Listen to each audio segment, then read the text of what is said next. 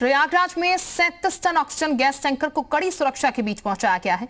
कानपुर से प्रयागराज के बीच green corridor बनाकर यह टैंकर पहुंचाया गया, जिसे पूरे रास्ते स्कॉट किया गया और फिर उसे फजलगंज प्लांट तक पहुंचाया गया। टैंकर के पहुंचने के बाद जल्द ही अब यहां ऑक्सीजन की कमी को दूर किया जाएगा। तस्वीरें हम आपको दिखा रहे हैं। ग्रीन कॉरिडोर बनाकर पूरे रास्ते इस टैंकर को स्कॉट किया गया क्योंकि ऑक्सीजन इसके अंदर थी और ऐसे में इसको पहुंचाया जाना था। स्कॉट उसको बाकायदा किया गया और तब ये टैंकर जो है वो पहुंचाया गया। अब ऐसे में टैंकर की जो कमी है वो फिलहाल पूरी होती नजर आएगी। प्रयागराज में 37 टन ऑक्सीजन ये गैस टैंकर था जिसको कड़ी सुरक्षा के बीच पहुंचाया गया। और ये आपको बता दें कि कानपुर से प्रयागराज के बीच ग्रीन कॉरिडोर तैयार किया गया, बाकायदा ग्रीन कॉरिडोर बनाया गया और ये टैंकर पहुंचाया गया जिसे पूरे रास्ते स्कॉट किया गया। तो कई अस्पतालों में ऑक्सीजन की भारी कमी देखने को मिल रही है। सरकार की कोशिश है कि हर अस्पताल में ऑक्सीजन की सप्लाई वक्त पर होती रहे। कई जगहों पर ऑक्सीजन सिलेंडर को लेकर मारामारी मची हुई है। ऐसे में हर जगह ऑक्सीजन के टैंकरों की भी सुरक्षा बढ़ा दी गई है। सीतापुर में लखनऊ के लिए जा रहे ऑक्सीजन के टैंकर को सुरक्षित और जल्दी लखनऊ तक पहुंचाने के लिए ग्रीन कॉरिडोर बनाया गया है। सीतापुर पुलिस ने शाहजहांपुर बॉर्डर से लेकर लखनऊ बॉर्डर तक ग्रीन कॉरिडोर बनाया।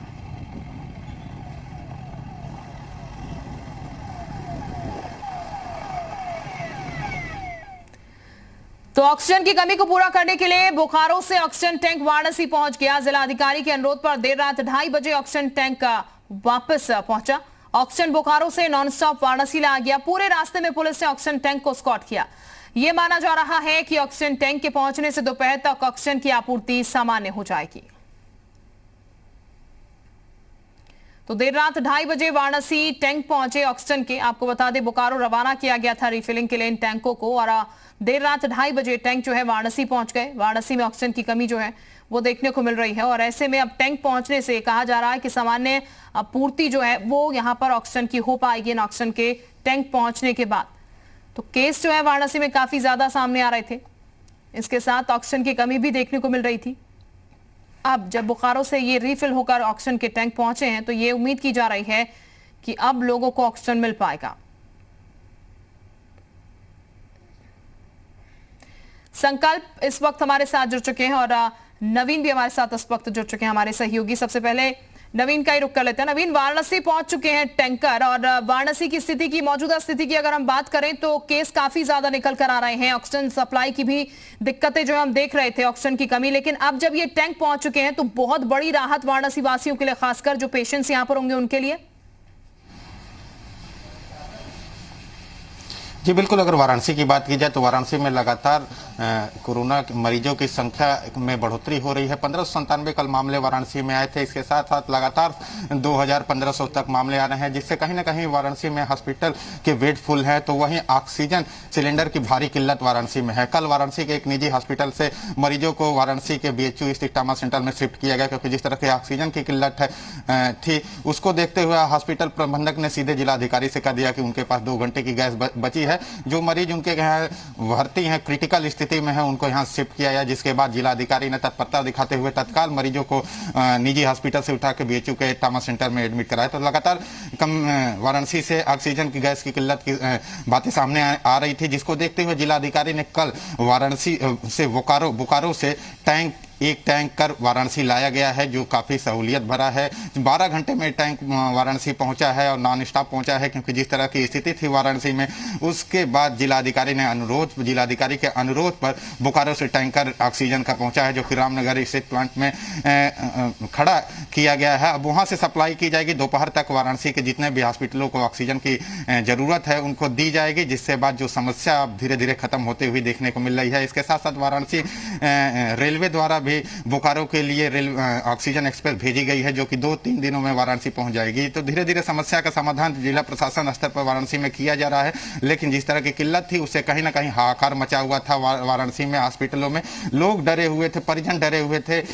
जिस तरह से हॉस्पिटल अचानक से कह दिया कि उसके पास से केवल 2 घंटे की सिलेंडर ऑक्सीजन बची हुई है, तो लिहाजा परेशानी और समस्या थी। परिजन हाहाकार मचा था परिजनों में, लेकिन DM ने तत्परता दिखाते हुए बोकारो से वाराणसी वाराणसी के लिए एक टैंकर ऑक्सीजन का मंगवा लिया है, जो काफी सुरक्षा के बीच में रखा गया है। वाराणसी के पुलिस कमिश्नर ने सुरक्षा खुद मुहैया कराई है। इस वजह से वाराणसी नॉन स्टॉप ये सिलेंडर पहुंचाया गया है। 12 घंटे इस सिलेंडर को बोकारो से वाराणसी आने में लगे हैं। तो फिलहाल वाराणसी में पूरी तरह से जिला प्रशासनिक स्तर पर तैयारियां तेज है। किसी तरह से मरीज को दिक्कत ना हो, इसको लेकर प्रशासन हर प्रयास कर रहा है, जिसको देखते हुए बिल्कुल प्रशासन की पूरी तैयारियां। और ये भी तस्वीर हम दर्शकों को भी दिखा रहे थे और टेलीविजन पर किस तरीके से स्कॉट कर यहाँ पर ये टैंक लाया गया है। हमारे साथ लखनऊ से संकल्प, कानपुर से संकल्प भी जुड़े हुए हैं। संकल्प करते हैं। संकल्प, कानपुर से ग्रीन कॉरिडोर बनाया गया बाकायदा प्रयागराज के लिए, पूरा टैंक ले जाने के लिए। कानपुर की परिस्थिति की अगर हम अभी बात करें तो यहाँ पर क्या ऑक्सीजन की पूर्णतः सप्लाई अभी हो पा रही है? परिस्थितियां किस तरीके की बनी हुई है, क्योंकि ऑक्सीजन जो है वो इस वक्त बेहद जरूरी है हर जगह के लिए।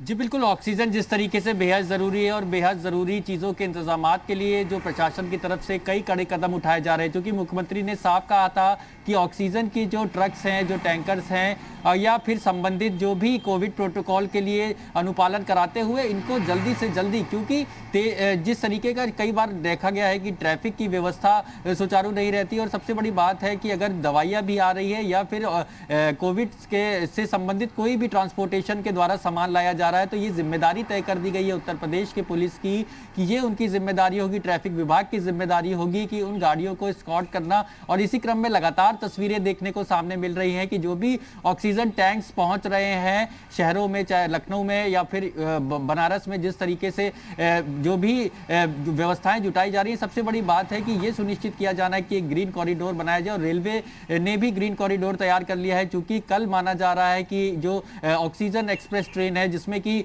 रेलवे के द्वारा जो है ऑक्सीजन के टैंकर्स को रिफिल करके बोकारो से लाया जाना है, वो पहुंचेगी। और सबसे बड़ी बात है कि इसको लेकर के ग्रीन कॉरिडोर बनाया गया और इसके बाद राजधानी के अलग अलग अस्पतालों में उस ऑक्सीजन की सप्लाई की जानी है। फिलहाल ये भी सुनिश्चित किया जा रहा है ऑक्सीजन की कमी की पूर्ति करने को लेकर कि जो भी ऑक्सीजन सेंटर्स हैं वहां पे किसी तरीके की लापरवाही ना देखने को मिले, किसी तरीके की कालाबाजारी ना हो सके, इसके लिए ठीक बिल्कुल। और उसको लेकर संकल्प पहले ही कह दिया गया है, कालाबाजारी लापरवाही जो है बिल्कुल बर्दाश्त नहीं की जाएगी। बहुत शुक्रिया आपका संकल्प। नवीन, आपका बहुत शुक्रिया तमाम जानकारी देने के लिए।